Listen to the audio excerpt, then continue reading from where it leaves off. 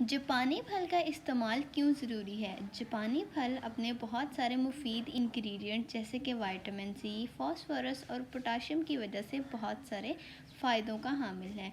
इसके फ़वाइद क्या हैं और इसे किस लिए इस्तेमाल करना चाहिए? आज के वीडियो में हम इसके 5 फ़वाइद डिस्कस करेंगे। पहला, इम्यून सिस्टम को बूस्ट करता है। किस तरह से बूस्ट करता है? क्योंकि जापानी फल के अंदर एस्कॉर्बिक एसिड, विटामिन सी बहुत ही ज़्यादा मिकदार में मौजूद होता है, जिसकी वजह से ये आपके इम्यून सिस्टम को यानी कि क़ुव्वत मुदाफ़ा वाले सिस्टम को ये इन्हेंस करता है। इसके अलावा जो दूसरा बड़ा ही अहम फ़ायदा वो ये है कि आई हेल्थ, जो कि हमारी आँखों की सेहत के लिए बहुत ही ज़्यादा मुफीद होता है। इसके अंदर कैरोटीनॉइड्स मौजूद होते हैं, जैसा कि ल्यूटेन मौजूद होता है, जो कि हमारी आँखों की सेहत के लिए बहुत ही ज़्यादा मुफीद है। तीसरा अहम फ़ायदा, डाइजेस्टिव सिस्टम, क्योंकि इसके अंदर विटामिन डी मौजूद होता है, जो कि फ़ैट को, कार्बोहाइड्रेट्स को और प्रोटीन को जल्दी हज़म करने में मदद देता है।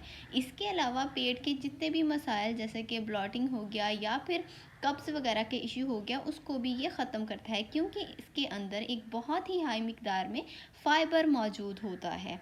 चौथा अहम फ़ायदा, हार्ट हेल्थ।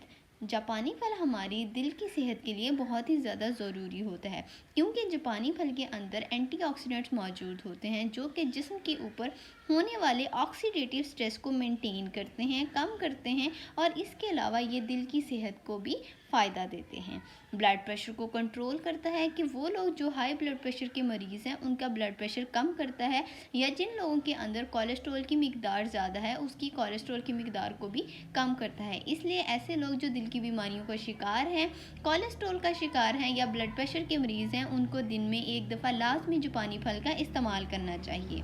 5th नंबर पर इसका फ़ायदा ये है कि ये एंटी कैंसर तौर पे एक्ट करता है, यानी कि अगर जिस्म के अंदर कैंसर सेल मौजूद होते हैं तो अगर रोज़ाना जापानी फल का इस्तेमाल किया जाए तो वो कैंसर के रिस्क को कम कर सकता है।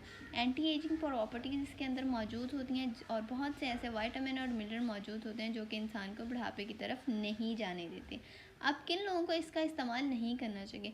डायबिटिक पेशेंट जो कि शुगर के मरीज़ हैं, उनको इसका इस्तेमाल बिल्कुल भी नहीं करना चाहिए। इनकी सेहत के लिए बिल्कुल भी ठीक नहीं है। लेकिन अगर वो इस्तेमाल करना चाहते हैं तो पहले अपने डॉक्टर से कंसल्ट करें, और उसके बाद वंस इन अ वीक इसको इस्तेमाल किया जा सकता है। बहुत ज़्यादा इसका इस्तेमाल नहीं किया जा सकता। अगर आप अपनी बॉडी की सेहत के लिए बहुत ही ज़्यादा कॉन्शियस हैं और इन तमाम बीमारियों का शिकार हैं, तो जापानी फल का इस्तेमाल रोज़ाना करें। उम्मीद है आपको वीडियो पसंद आई होगी। चैनल को सब्सक्राइब करें। Thank you so much. अल्लाह हाफिज़।